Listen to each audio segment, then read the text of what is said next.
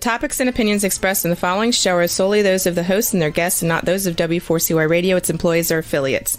We make no recommendations or endorsements for radio show programs, services, or products mentioned on air or on our web. No liability, explicit or implied, shall be extended to W4CY Radio or its employees or affiliates. Any questions or comments should be directed to those show hosts. Thank you for choosing W4CY Radio.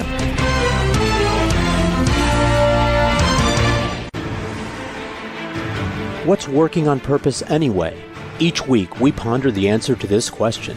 People ache for meaning and purpose at work, to contribute their talents passionately and know their lives really matter. They crave being part of an organization that inspires them and helps them grow into realizing their highest potential. Business can be such a force for good in the world, elevating humanity. In our program, we provide guidance and inspiration to help usher in this world we all want, working on purpose. Now, here's your host, Dr. Alise Cortez.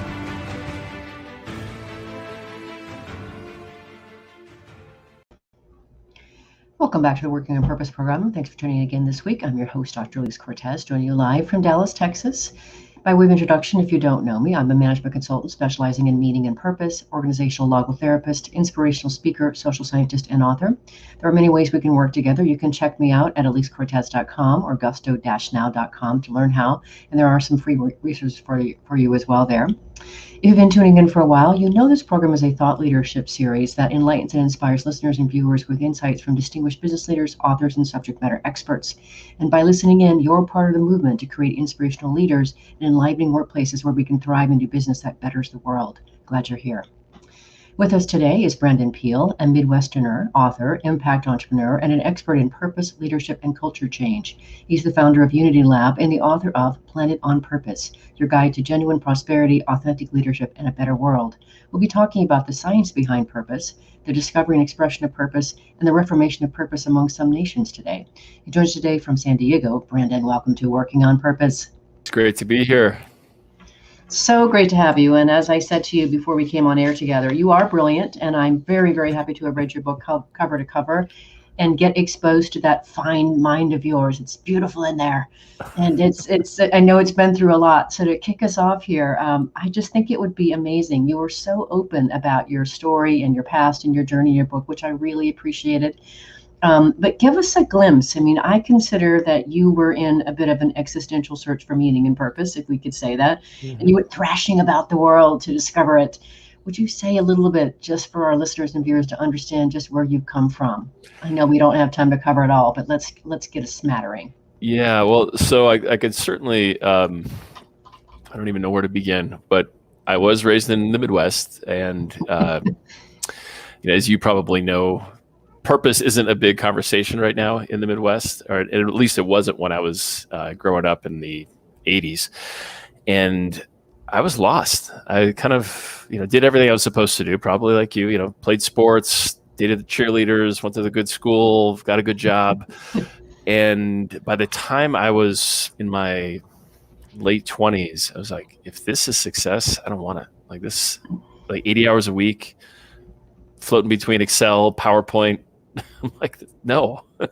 Now, I don't mean to take that away, because for a lot of people, that's like very fulfilling. But for me, it was just like, I think I am successful according to this old game, but it wasn't me. And so, as I shared in the book, I threw myself into drugs and alcohol and had a 6-state arrest record by the time I was 28. And luckily had the good fortune to begin to do self-awareness work, which is something that most folks don't typically get to until their 30s, 40s, 50s. And so I was very fortunate to begin that journey in my 20s. Well, and I want, if I can, listeners and viewers, just look at this man and listen to this man, right? So the presence is just so beautiful. And I just want to really applaud you for the work that you've done at the age that you have. And you, from what I can tell, Brandon, you really are an expert in purpose. And that comes from someplace. So I really appreciate, and listeners and viewers, you just got to pick up the book. The journey this man has been on is incredible. So thank you, Brandon, for sharing it as beautifully as you did and being who you are. I'm thrilled to be, on this path with you. So I learned a lot from you too by reading your book. And one of the things I think is really interesting about the work we both get to do in the purpose space is a lot of people out there tend to believe that either you have discovered your purpose or you haven't. It's just sort of an on or an off switch. And of course, you know better than that because you've written about it. And so I think it would be really interesting for our listeners and viewers to hear you narrate those 4 phases or stages that you talk about. Yeah. So there are some folks for whom they don't even know that purpose is a thing. And now that doesn't mean they're not living their purpose. So Right, we all right. have values. Right. We all have, in essence, a way of being that people know that is we're being truly ourselves. So it's always available to everybody in that sense. Now, once we start to name purpose and say, okay, there's this guiding principle, this thread that goes through your life, your seed assignment here on earth, then there's kind of some more stages available. The first, or I should say the second stage, is the declared purpose. You just say, hey, I have decided I'm going to be VP of my company or the number one mom, or, you just make something up. Essentially, you saw somebody else's purpose. You said, I kind of want to be that. And so you declare it, and it comes very much from a place of preference or ego level. And there's nothing wrong with that.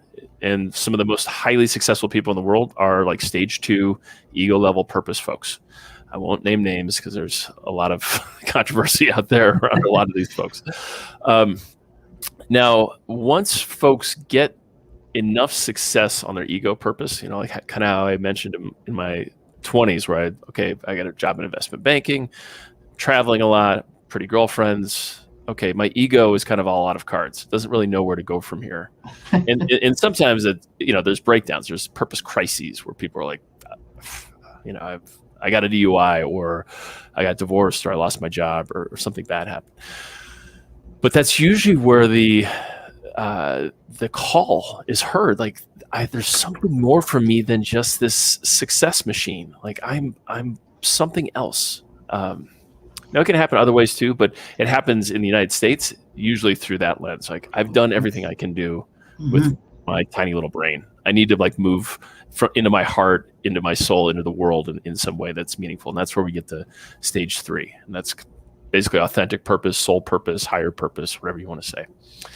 Now, once you have enough time on task living from your higher purpose, you tend to, and I'm only speaking theoretically based on what I've studied and the folks who I've interviewed and talked to, because I am not at stage 4, but there are people who are there. And I've had the good fortune to meet with them, and they essentially inhabit the world differently.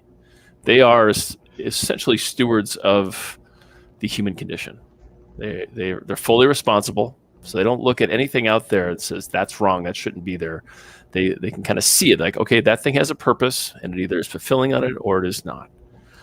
And this unified purpose or unity level purpose is where most spiritual paths actually get to. But this particular path is one that is through your soul purpose, your higher purpose. Beautiful rendition. And let me acknowledge one of our listeners here who's on listening, who just said, this is really great information. Dr. Wanda Moore, thank you for listening in and being with us. Yes, it is great information. And thanks for being with us. So I want to get to the science piece. You are very uniquely competent, if you will, or uniquely qualified to be a purpose guide because of just really how much you've dug into the science. And your book is extremely meaty and full of science. We won't have time to get into all the areas, but if we can start with the science behind career, and if we have time to hit some of the other ones, I'll cue you up. But let's start there. Science behind the career. Yeah, I mean, this essentially comes down to some very old wisdom. So my book, The Science of Purpose, there's nothing new under the sun. Like, it's literally saying, if you are yourself, you are going to be more successful. Now, since most people don't know themselves, they've been trying to become some version of success that is, maybe aligned, but likely not. They're just trying to become somebody else. So the science of purpose is really straightforward here. If you discover your higher purpose, and you have a life and career that is aligned with that, you're more likely to be fulfilled at work. You're more likely to make more money. You're going to have a longer tenure. You're going to have a greater impact. You have more meaningful relationships. You're more content. And basically what it comes down to is you don't see your career or really any of the circumstances as existentially threatening. because you have your own narrative going on. Like, hey, I'm just showing up, doing my thing, empowering those people to do their thing. And the result is I just tend to be the one that gets picked for the promotion or gets hired away to start a new company, or just happens to meet somebody on a plane, because when people are aligned, they're exuding that kind of authentic energy, that essence. And that's who people want to work with, and that's who gets picked. You know, how I discovered this, Brandon, was for my PhD, which is in human development. I studied the relation between identity and meaning in work. And then I expanded it greatly to a bigger audience. And I found these 15 modes of engagement, which included levels of meaning, kinds of meaning, and then, of course, the relationship between the person and the work. And one of those modes that I discovered is called living your purpose. And people who exhibit that particular mode describe their work as it's incredibly meaningful, very, very, very fulfilling, very high levels of value and meaning. And their work is inseparable from who they are. They can't distinguish the work from themselves or the person from the work. And so I when I did that research, I wasn't experiencing that mode. I was experiencing the self-actualizing mode, which is a few below it. And then one day, accidentally, it came out of my mouth that I was living my purpose, because I've sort of gone along. It was amazing, right? But just exactly what you're saying, however you said, that congruence or that authenticity, that alignment is really interesting. Yeah, and it's not always there either. Like it kind of comes in and out, almost like the old TVs before. You just press a button now. Yes, I remember. But you had to kind of like tune them, and I find myself off purpose all the time. My wife will tell you that. She's like, who are you? Like, stop it. Bring Brandon back already. But the idea is, like, if you put conscious awareness to it, at least you know what it feels like when you're on. People who love you and stand for you know that too, and then you can show up that way. Well, one of the things that you said in the book, just if we can cover this really quick, I found this really, really quite interesting, and just recently I've had a couple discoveries, is you also talk about the science of purpose in health. And that is fascinating to me. So share for our listeners and viewers how that works. So I'll just share a couple causal data points here. And again, I'm not a medical person. I do not have a PhD or an MD or any of that. I'm just relaying what the smart people have said. And that essentially, when people know their purpose, they experience less stress, because they're not, like I said, not reacting to the environment out there so much, but they're generating from their purpose. And so their personal narrative is like, oh, okay, everything's fine. I didn't win this one, but I'll try it differently tomorrow, as opposed to, oh my God, everything's terrible. Cue the cortisol, cue the adrenaline. And those are the things that actually age you. So they tear down the walls of your cells, shorten and damage the telomeres, your DNA strands. And what they found is that folks who know the purpose have lower levels of cholesterol, healthier telomere strands, healthy cellular walls, and they live longer, up to 7 years longer. So it's essentially a best purpose or a best practice in life, up there with yoga and 8 hours of sleep and eating well and being nice to people. And right. It's just not something that a lot of people know about. There's a guy up in Michigan, Vic Strecker. Maybe you've heard of his work. Yes. And he says, if people knew the benefits of purpose, it would be the wonder drug of the millennium. Absolutely. Literally, it's like career, health, love life, society. Like everything gets better when people fulfill on who they are. Yeah. Well, and then what I also found really, really compelling, because I did know those stats, right? I knew all those other things that you talked about before, but the part that was new for me that you wrote about, Brandon, was that when we're really living and working from our purpose, that we naturally start to let go of things that actually diminish our health. We don't want them anymore. They don't serve us anymore. And so you talk about how your Aunt Katie stopped smoking cigarettes after 40 years of smoking cigarettes, because she got more connected to why in the world she's here. And I think that is profound. I mean, just profound, Brandon. Yeah. I mean, I was blown away. I just started my career as a guide, and my aunt's like, hey, will you guide me? I'm like, of course.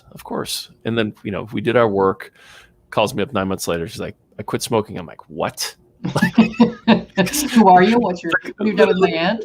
Yeah. I mean, my people of Midwest, we are hard partying Irish Catholic, folks. And she's always got a Diet Pepsi in one hand and a Marlboro 100 in the other. And since the moment I was born, like that's just who she was. Right. And I'm like, you what? She's like, yeah, it's just stupid. I don't need to do this anymore. I know what my life is about. I'm like, great. and she hasn't smoked. She hasn't smoked, I think, in 8 years now. It's amazing. It is amazing. Ladies and gentlemen, listen to this. This purpose stuff works. I'm telling you, it's just amazing. It's phenomenal. I want to quickly cover, if we can, before we hit our first break, a little bit about the science of purpose in a better world. And I know we'll say more about that as we go through the segments here, but just if you can, cue that up. Wow. This is the part that gets me most excited, especially here in the United States when we have a lot of non-purpose level identities around ethnicity, around politics, around, boomers versus millennial, urban versus rural. So basically what purpose does is it loosens those ties that aren't your soul's purpose, your higher purpose. And so you begin to show up in a way that isn't feeding the discord. And because you know who you are, your values, you're acting on those in society. So people who know their purpose are 50% more likely to be engaged in civic organizations, philanthropy. They're 4 times more likely to want to live in a diverse area because they're not afraid of other people. They're just like, hey, you're a human, I'm a human. You're from a different place. That's weird. Cool. Let's talk about it. As opposed to like, get away. Yeah. Oh, it's just wondrous. It's magic, Brandon. I'm so happy I met you. You're never getting away from me. You know that, right? Let's grab our first break. I'm Alise Cortez, your host. We were in there with Brandon Peele, a Midwesterner, author, impact entrepreneur, and an expert in purpose, leadership, and culture change. He's the founder of Unity Lab and the author of Planet on Purpose, your guide to genuine prosperity, authentic leadership, and a better world. We've been talking a bit about his own work, of how he got into the purpose space, his own seeking, and some of the things that he knows about purpose. After the break, we're going to talk about the discovery and expression of purpose. Stay with us. We'll be right back.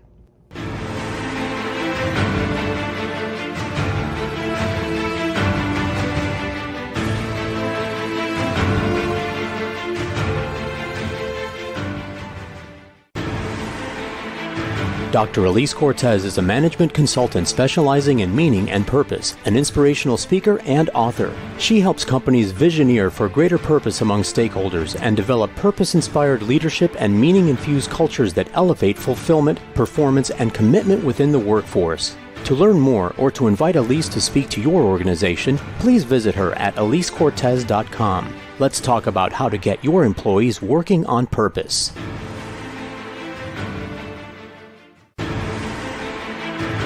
This is Working on Purpose with Dr. Alise Cortez. To reach our program today or to open a conversation with Alise, send an email to Alise, A-L-I-S-E, at alisecortez.com. Now, back to Working on Purpose.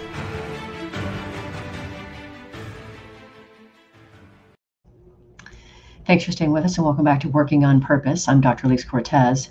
For those of you who don't know, in the pandemic, I had a baby. Yes, it's a book. Don't get worried. Wait a minute, don't you have a 17-year-old? Yes, I do.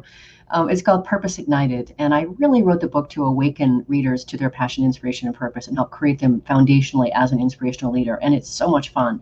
I actually am working on the next book, Brandon, so as you know, right, which is more about activating it. But so happy you're with us, Brandon Peele. I like to call out that he calls himself a Midwesterner, an author, impact entrepreneur, and an expert in purpose, leadership, culture, and culture change.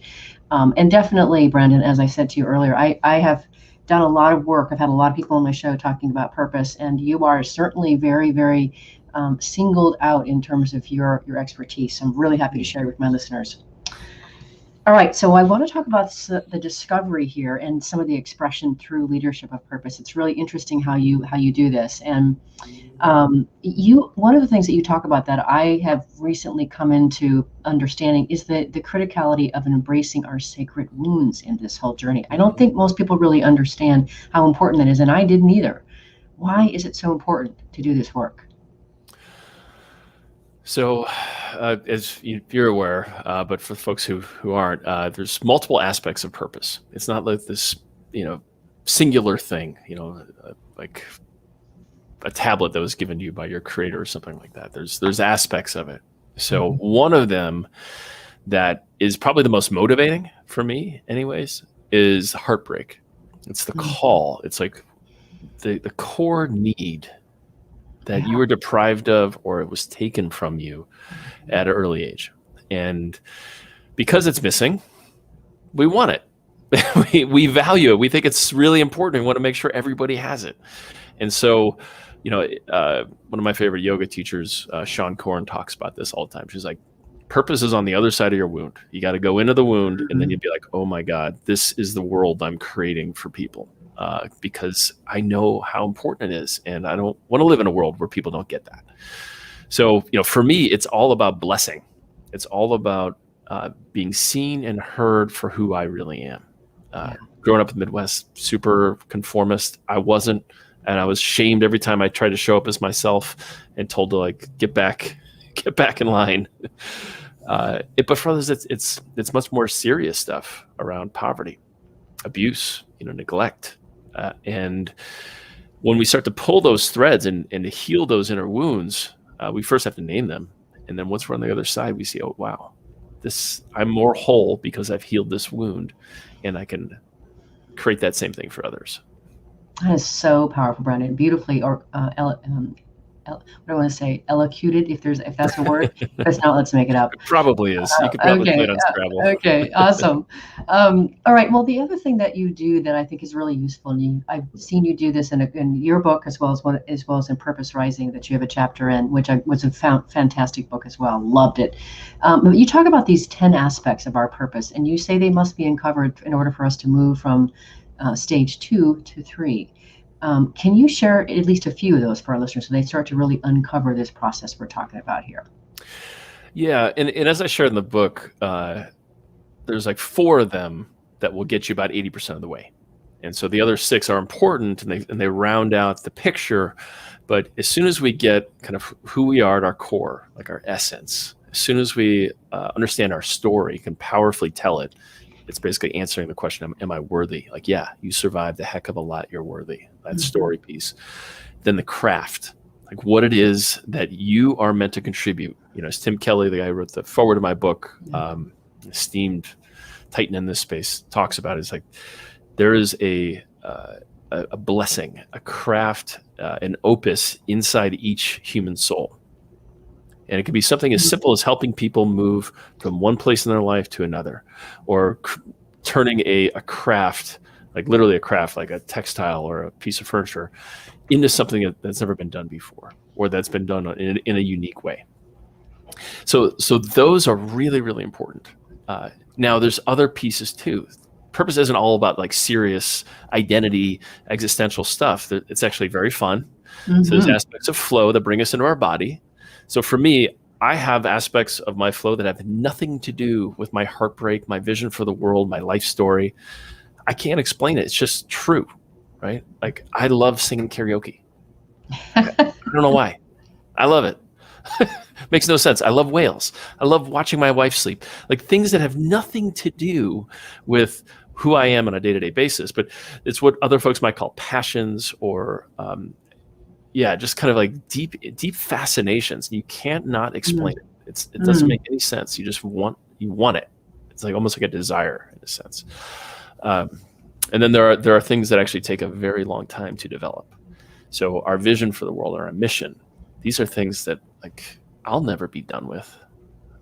I hope to see meaningful improvements in terms of the vision that I want for humanity. Everyone has found their purpose, and we're collaborating from that place. But who knows what's after that? And so there are some aspects that are kind of you can touch now, but you'll never really fully grasp them in this lifetime. So those are just a few, and I like to think of them as parts of a tree. So I talk about this purpose tree in the book, that you have the root structure, around your virtues and your core, and then its expression in the world. So it's being pulled up from the bottom, from your heartbreak, from your vision, and then it gets expressed in terms of your craft, in terms of your mission, in terms of your powers, all that.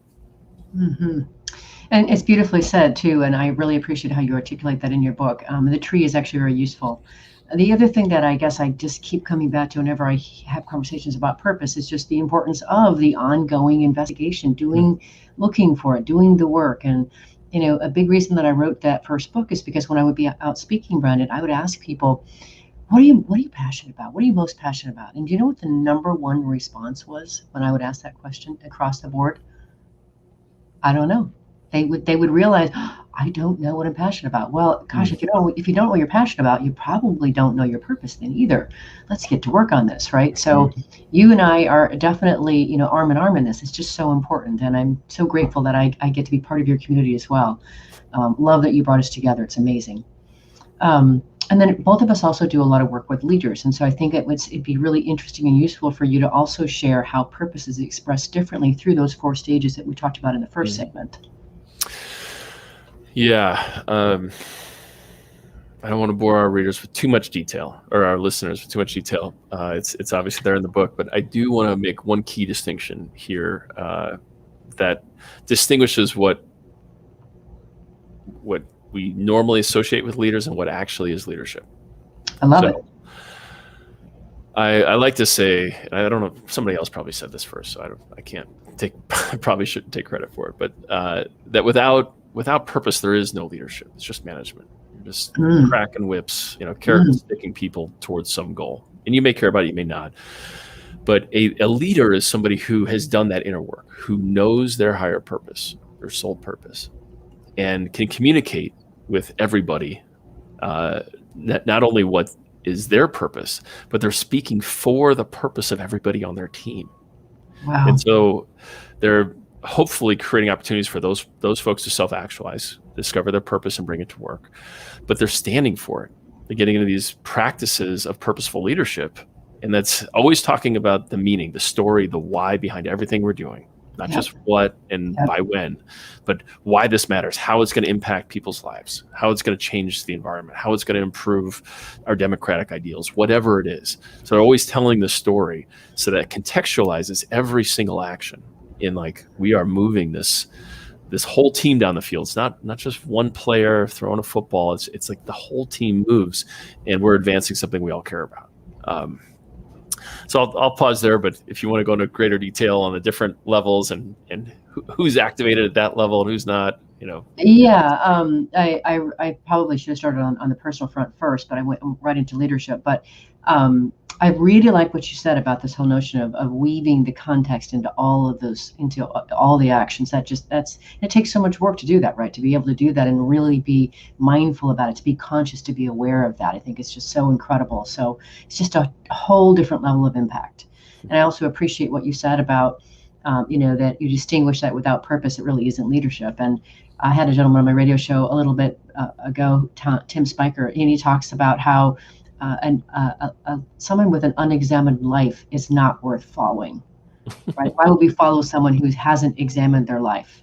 Anyway, just really interesting stuff. So maybe what would be useful, and let me also acknowledge what Ann Schiffler said here. She's online listening to us. She says the tree analogy is very interesting. I never thought of it like that before. So another gift for you, Ann.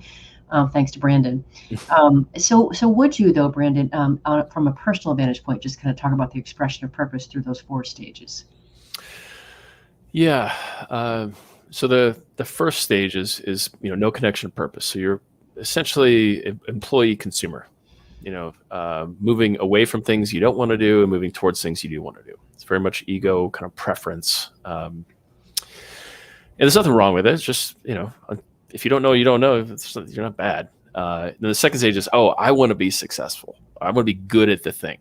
I imagine there probably was a little bit of that motivation. You getting your PhD, you're like, I'm getting those letters. I'm going for it. I want to study this thing and like I want to achieve my full potential. And that's a huge initiation to be able to like throw yourselves against the rocks of your advisors and steering committee and all that kind of stuff. I mean, it's no joke. So I'm not discounting kind of level 2 purpose at all. And folks who are showing up at that level was basically what I referred to earlier, like managers, just regular folks who are trying to get ahead by playing the rules of somebody else's game. It's not a bad thing. Now, once we start to awaken our purpose, that's where we become essentially impact entrepreneurs or social entrepreneurs or agents of change, because we know that there is we have a unique message, a unique gift to bring to the world, and that it doesn't fit in anybody else's organization or job description. And I'm going to say something that might seem a little shocking, Like, there's no such thing as a doctor or a teacher or a nurse or a mechanic. Those are expressions of somebody's purpose. And so I like that. once we activate our identity, those roles, those for-profit roles or, career roles, are expressions of who we are. So we have some agency from them. We're not identified with that role. And our only care and concern is I must be fully self-expressed. I must serve people from my highest good. And that's it. That's it. And if I win, great. If I lose, great. I get up and play the game again tomorrow. So these are folks who, you see them. They're, many of the folks who have started and run B Corps, many of the folks who identify as conscious capitalists, they've started things and started to do or build businesses, build organizations that are seeking to have an impact first and a profit second. Now, like I said, after many, many years, time on task, they then kind of graduate into my purpose is the purpose of humanity and all of existence. And I see folks who I judge, and again, I'm not a scientist like you and Holly, but I judge folks like Eileen Fisher, Chip Conley, Yvonne Chouinard from Patagonia, folks who have been at it for years, if not decades, throwing themselves against the rocks, trying to live their soul's purpose. Yeah, and got goosebumps. And they show up as true, genuine elders of this very fragile spaceship. Yeah. And these are the folks who I aspire to be. I am not there, but I aspire to be them, and I have lots of work ahead of me. That is just brilliant, Brandon. Let me just say, as a logotherapist, that's existential psychology, Dr. Viktor Frankl's work.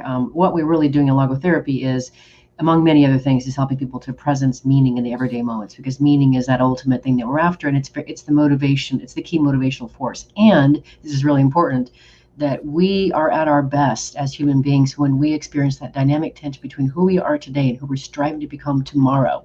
So that you're striving to become a level 4 or a stage 4, as am I, of course. There's health in that, there's spirit in that, there's energy in that, there's thriving in that. So just really want to celebrate for you and to our listeners that, there's wonder in the striving, and it's a terrific part of health. So to striving. And with that, let's grab our last break. All right. I'm Alise Cortez, your host. We've been in the air with Brandon Peele. He is a Midwesterner, author, impact entrepreneur, and an expert in purpose, leadership, and culture change. He's the founder of Unity Lab and the author of Purpose on a Planet on Purpose, your guide to genuine prosperity, authentic leadership, and a better world. Stay with us. We'll be right back. Afterwards, we're going to talk about purpose and cosmic awareness and the purposeful reformation of nations. Really good, meaty stuff. Stay with us. We'll be right back.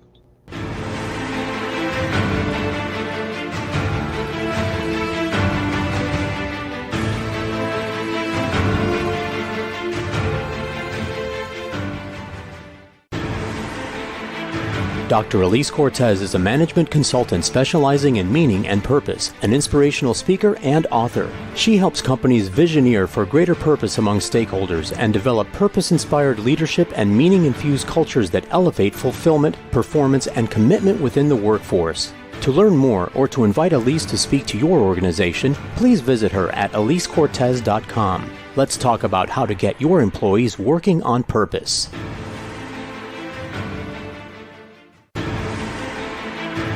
This is Working on Purpose with Dr. Alise Cortez. To reach our program today or to open a conversation with Alise, send an email to Alise, A-L-I-S-E, at alisecortez.com. Now, back to Working on Purpose.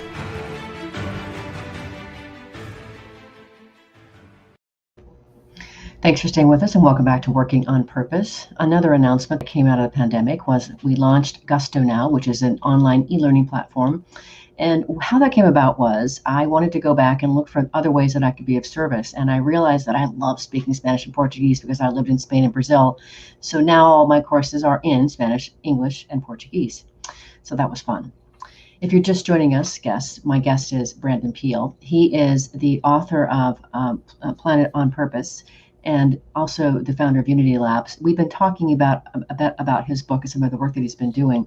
Now we want to get into something that's even what I consider to be some of the best meat of your book, and certainly in alignment with some of my emerging interests, Brandon. And that's this notion of what I would call this sort of cosmic awareness that seems to be happening for a lot of us. And so to get into this, one of the things that I found really interesting is, as I was reading Purpose Rising and other books as well that you have a chapter in, I also was told about a documentary called My Octopus Teacher. Have you seen it by chance? Oh, it's amazing. It's fantastic. I have seen it 7 times. 7 times. Holy cow. Wow. And the reason why is because there's something there. There's more to it there. And what it really gave me, Brandon, was really what I think you're talking about toward the end of your book, is this notion of, this awareness across the universe that we all are tapped into and can contribute and are contributing to, whether we are conscious of it or not.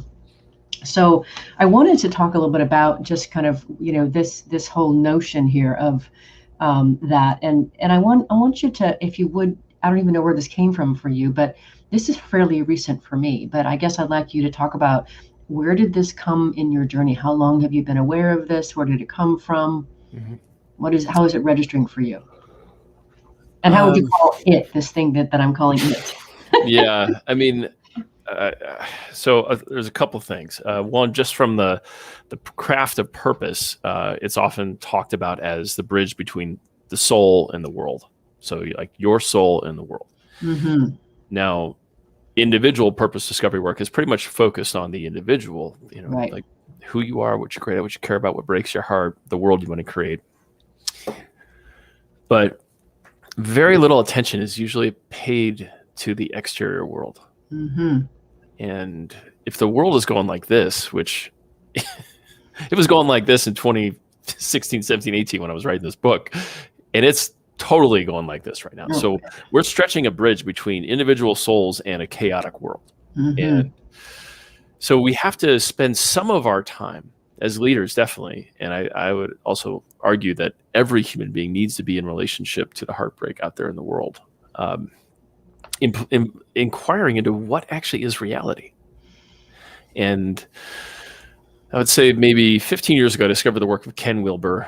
And, just that there are holes within holes. Everything has got a purpose. Like every piece of my cell has its own purpose and also serves the purpose of that cell. And that cell serves the purpose of the organ serves the purpose of the body serves the purpose of the different units I'm associated with, my marriage, my community, the organizations I serve, all that. And so if we take that view that there's purpose all the way up and all the way down, who we are as a species needs to be in relationship to that. And so we inhabit this planet. And basically what I started to share in part 3 of my book is, because I've never done purpose work on a planet. I have colleagues who do it on nations. But I was like, okay, well, if I was to do the purpose of the earth, the purpose of humanity, what might that look like? And so I just kind of, deduced that, who we are based on our relationship to all these larger wholes is some kind of steward, some kind of medium point. As I shared in the book, we are literally the average size in the whole cosmos. We're the Goldilocks condition of medium averageness to be able to appreciate everything all the way down and all the way up. Or at least our vantage point is uniquely situated in that way. Mm-hmm. We also have the highest energy rate density throughput. So like a human being is crazy unique. We use and expel more energy than anything else in the cosmos. We are like literally the most complex thing thus far. I mean, who knows what else is out there? I shared some of that, some of the thinking that says we're probably not alone. Yeah. There's a lot of research on that. But basically, to orient ourselves as a species, we have to understand where we sit within those nested holes. And so we have to have some understanding of the purpose of the cosmos, the purpose of the Earth's ecosystem, and the purpose of humanity within that ecosystem. Mm-hmm. And so that's where we kind of get to this idea of Cosmo sapien. And I think it was Brian Swim Very sexy term, by the way. Super sexy. And who knows? Actually, I think I saw, this was maybe 4 or 5 years ago, because I initially started writing a book called Cosmo Sapien maybe 7, 8 years ago. But I saw a book that was called something Cosmo Sapien. I'm like, all right, it's out there. Great. People are talking about it. Who knows if they mean the same thing? But Brian Swim, who teaches up at California Institute for Integral Studies, has written a number of beautiful books,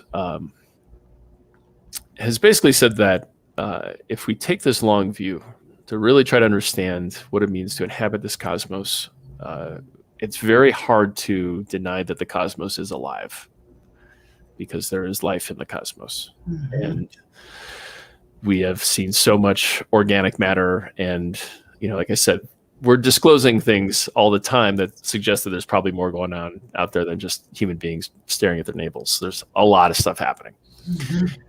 So, as Brian says, he's like, at one point the Earth was full of molten lava and toxic gases. And then at another point, it has sonatas and arias. And what he suggests is that the cosmos is, or I should say, complex life forms like ourselves. We are the central nervous system of the cosmos. We are the cosmos becoming self-aware. Yeah. And so for us to inhabit our own individual purpose, and then inhabit the purpose of these larger wholes, our families, communities, corporations, countries, inter-nation governing agencies like the UN and OECD and all that, we have to be aware that what it is that we're within.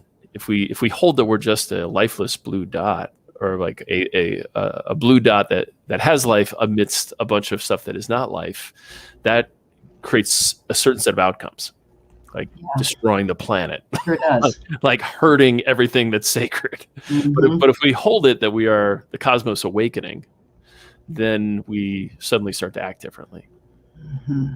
That is so beautiful, Brandon. It just, listeners and viewers, you got to weigh in on this stuff. So if you're not listening live, reach out to me and let's talk about this. I think this is incredibly alluring, exciting, and enlivening in every way.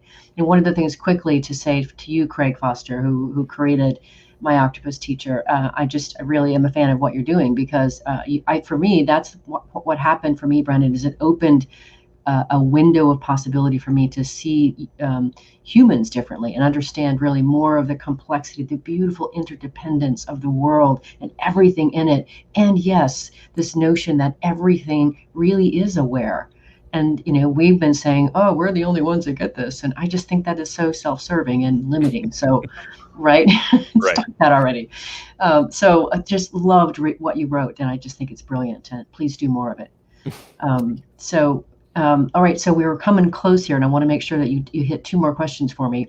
One of the things that you also write about, and that we talked about too, is this notion that there are some institutions, and it sounds like some of your fellow colleagues are doing this, institutions and sovereign nations are beginning purposeful reformation. That is so amazing. What the heck is that? What's happening? What are they doing?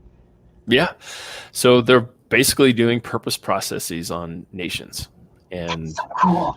Yeah, Tim Kelly, the guy who wrote the foreword for my book, he's done work with the state of Israel and the state of Colombia, and I keep elbowing him like, hey, when are you going to help the United States? We're killing ourselves. He's like, you're not ready yet. You're not ready yet. And I think we're getting closer to being ready to really fully inhabiting and discovering who we are as a nation. But it's a body of work that absolutely exists. There are folks who do it at the organizational level like you and I do. So why not an entire country? And that's what gets me excited, that I get hopefully another 40 some odd years on this planet to watch the United States step into its purpose. Like, I'm so excited. I would be so bummed if I died like 5 years ago and like missed this whole. Yeah, right. So keep taking care of yourself, because we need you. Well, and I'm, this is where we get to be humble and embarrassed about our humanness, right? It didn't occur to me, even though I do work with organizations to help them discover and articulate their purpose. It didn't occur to me that institutions and nations might do that.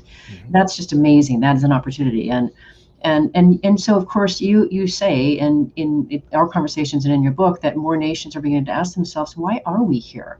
What do we believe are we up to in the world? And so I guess I do want to hear your perspective on why do you think the United States exists? Yeah.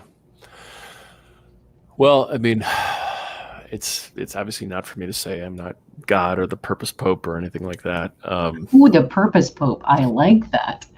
Okay. We should probably have some cardinals, but let's just make it happen, Brandon. So what is interesting is that at least over the last 10, 20 years, folks have begun to see that how we are inhabiting our this planet as political economies, as cultures, is somehow out of step with human nature. And I think almost most Western / modern countries, depending on what the right word is for that, would say that. They say, like, we have a culture and a political economy that is dissonant from human nature. So at minimum, how we're showing up as human beings isn't actually who we are. And the last 10, 20 years, people have been again, okay, well, let's measure what it actually means to be a human being. Like, let's throw GDP away. Let's throw all this other stuff away. And let's look at what actually is flourishing. What actually does it mean to be a human being that's a social animal on this planet? And how do we measure that? So we got, new metrics like, gross national happiness and Happy Planet Index and all that kind of stuff. And Stiglitz and out of Columbia, he's helping France with their kind of quantifying the French way of life through numbers, like all kinds of beautiful things. Now, the United States is very unique because it's so young, it is so immature from a soul culture perspective, right? We've grabbed the tail of the tiger on something, right? It's thrust us into, the last 150 years of scientific material achievement, right? We've got something here that is different than anything else that came before us.